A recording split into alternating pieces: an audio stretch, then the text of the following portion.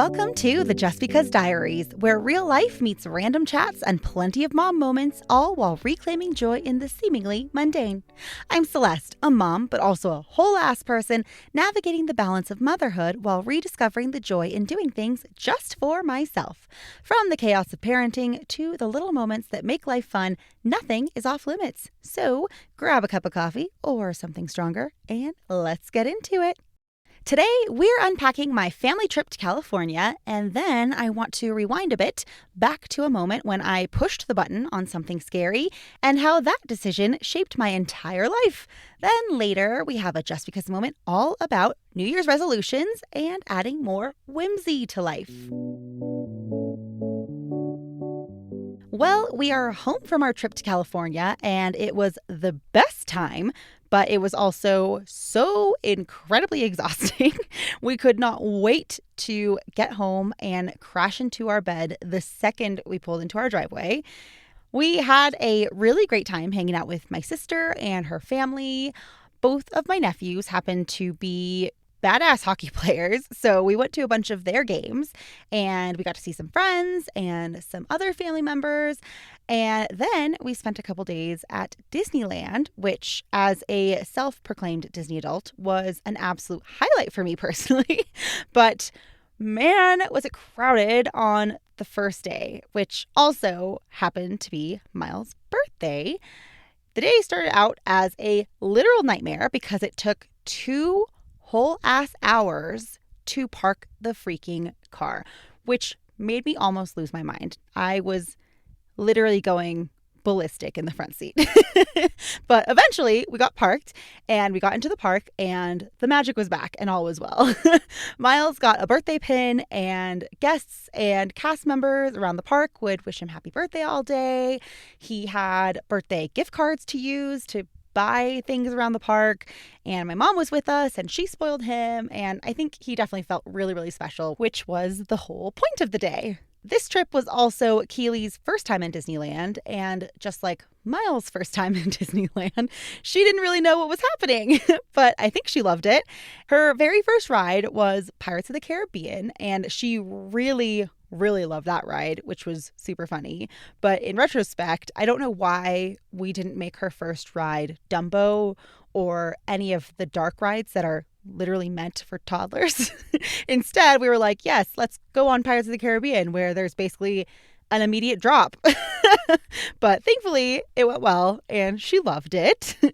And Keely was also just an absolute champ while at the parks in general. She napped amazingly in her stroller, which was a huge win because she has not ever done that. I was fully expecting these 2 days at Disneyland to be a nightmare, but she was an absolute dream and we didn't have any crazy meltdowns. She napped. She was incredible, and I am so very grateful for that.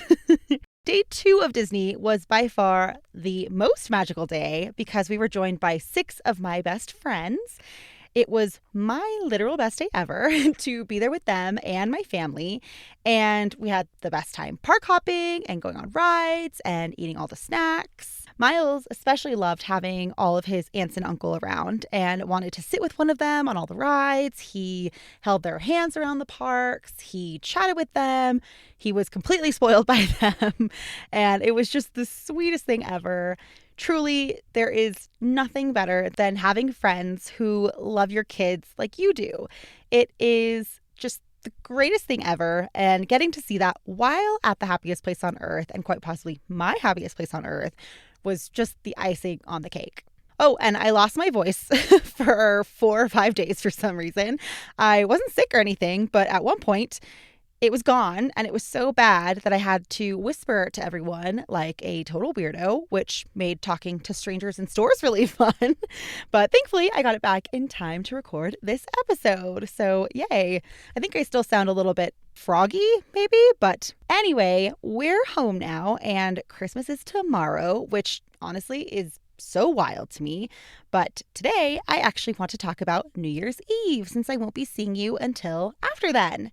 This episode is something that I have wanted to share for a while now, basically since I started the podcast, but I wanted to save it for the end of the year because it just felt like that would be the best time to share it.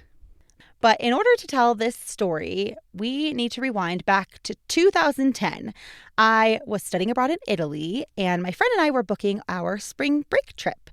We had planned to country hop a bit, so we were deciding on which places we wanted to visit. And I had this really strong feeling that I needed to go to Ireland.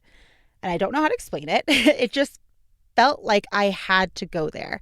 And I know this will sound absolutely insane, but I just had this feeling that there was something really important for me there. So we booked Ireland as part of our trip. And when we got there, absolutely nothing amazing happened to me whatsoever.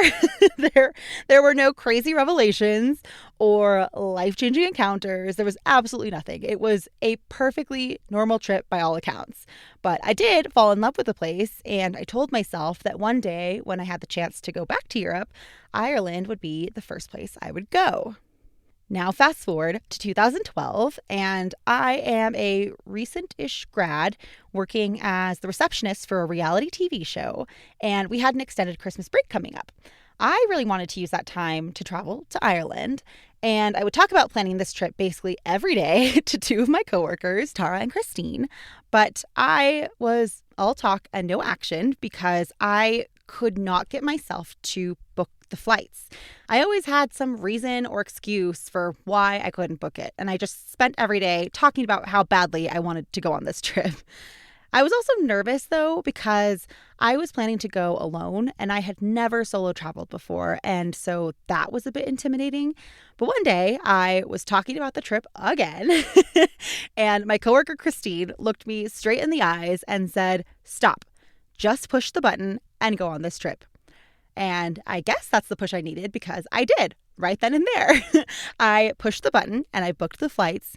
And I didn't know it then, but not to be dramatic or anything, but that tiny little mouse click would completely change the trajectory of my life because I would meet my husband, David, on that trip. In the end, one of my very good friends actually came on the trip with me, and the two of us backpacked around Ireland together, and we had the best time. On New Year's Eve, we were in Dublin, and we decided that we wanted to ring in the new year at Temple Bar. You've probably seen this bar or heard of it. It's a really famous red pub inside the Temple Bar district in Dublin. So we headed there, and we found this little corner of the bar, and we kind of just camped out there because the bar was jam-packed full of people. Mostly tourists like us, but it was literally shoulder to shoulder packed in this bar. But we didn't care because we were having a good time. We were drinking whiskey, we were listening to music and people watching, and we were just having a great time until this group of actual real Irish guys walked in, and one of them was tall with these bright blue eyes, and I thought to myself, I want to talk to that guy. So I pointed the group out to my friend, and eventually we made our way over to the bar to where they were, and we started chatting them up, and then I finally got to chat with Blue Eyes, who introduced himself as David. From there, we spent the rest of the night talking and laughing and watching the live band on this little TV in the corner until eventually it was time to do the whole countdown thing.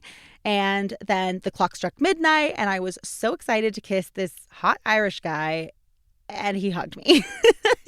And I will never, ever let him live that down because it wasn't just a hug. It was like one of those hugs with a back pat.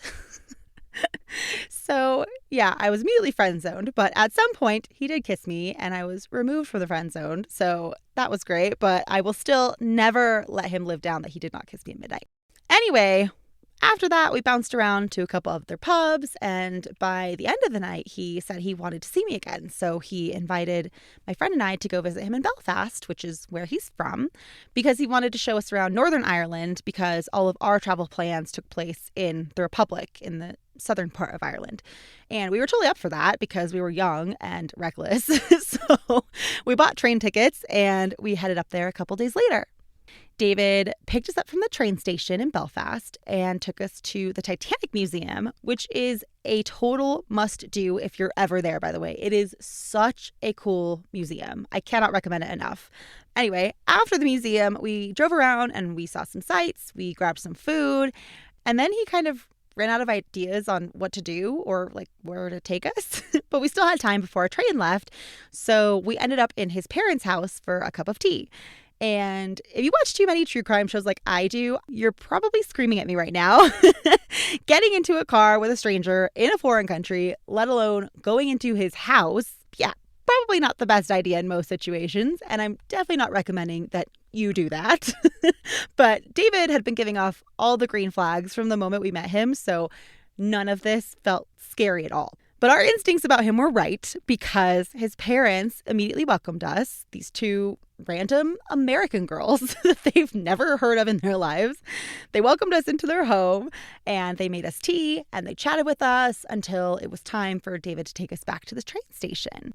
When I got on the train, I waved goodbye from the window, but I was so sad because hanging out with David had felt so normal and natural and just easy. And I was pretty sure I was never going to see him again because why would I? He lived in Ireland and I lived in California. But later that night, he messaged me to make sure that we got back to our hostel safely. And from that message on, we just talked nonstop on Facebook Messenger of all places. And it wasn't long before he was booking flights to come visit me in California. And then I was heading back to Ireland. And we just flew back and forth like that, visiting each other over the course of 2 years until we eventually got married in 2015. And then he moved to the States permanently. And now here we are today, 10 years married with 2 amazing little kiddos living our best life. All because I pushed the damn button. I fully believe in fate. But I can't even begin to imagine what my life would look like today had I not pushed the button. If I had chickened out and skipped the trip, or if I had gone at a different time, whatever. So from then on, push the button has kind of become a mantra for me, especially when it comes to doing scary or hard things. And honestly, it has yet to do me wrong. So thank you, Christine, for that. I even had to use it on myself recently when it came to starting this very podcast. I really wanted to do the podcast, but I was terrified of putting myself out there or doing it wrong or people hating it or hating me, all the intrusive thoughts. I told myself I had to think about it more. I had to plan more. I wasn't ready. But really, I just kept pushing it off because I was scared. Because all I really needed to do was press record. I just needed to push the damn button. And once I remembered that, I did. And now I'm here and you're here. And I couldn't be more glad for this podcast. So I'm here to be your Christine and to tell you to push the damn button in 2026, whatever that looks like for you. Maybe that's work goals or travel goals or something more personal, whatever your thing is. And from one overanalyzer to possibly another, stop thinking about it and just do the damn thing because you can do it. And you never know what might happen as a result or where that courage to press the button might take you. When it comes to New Year's resolutions, I am not usually super into them. I usually don't do them, mostly because I forget about them or I don't follow through. I'm sure you've been there at least once in your life too. But this year, I am going to give it another shot. And my goal is to have more whimsy in my life in 2026. This is something I definitely want to do through my crochet. I want to find projects that bring all the whimsy and joy, but I also want to figure out how to add it into my everyday life. I saw this quote on Instagram recently, and the poster didn't know who to attribute the quote to, so I did a little bit of research, and I think that the quote originates from author Karen Salmonson. Please forgive me if I just butchered her name. But anyway, the quote goes as follows. One of the healthiest things a woman can do for her mental health is protecting her whimsy, not her productivity, not her image, her whimsy. The soft belief that life can still surprise her, that there are angels, luck, alignment, whatever she chooses to call it, quietly working in her favor. The world keeps trying to harden women, tells them to be realistic, grounded, unbothered. But there's nothing weak about staying enchanted. It takes strength to still believe in good things after you've seen how cruel life can be. Protect your whimsy, water your delusion, keep the sparkle, the romance, the childlike wonder. It's not denial, it's resistance. In a world that profits off women being tired and cynical, staying hopeful is its own quiet rebellion. So that is what I'm going for in 2026. Whimsy, hope, joy, slowing down, and being more in the moment. I want to put my phone down way more often. I want to leave it behind in rooms for hours at a time. And I want to tune into what's going on around me.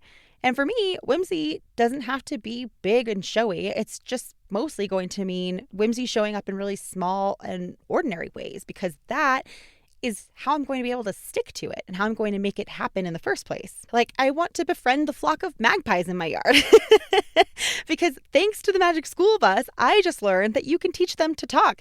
And wouldn't that be the most whimsical thing in the world if I can teach magpies to talk?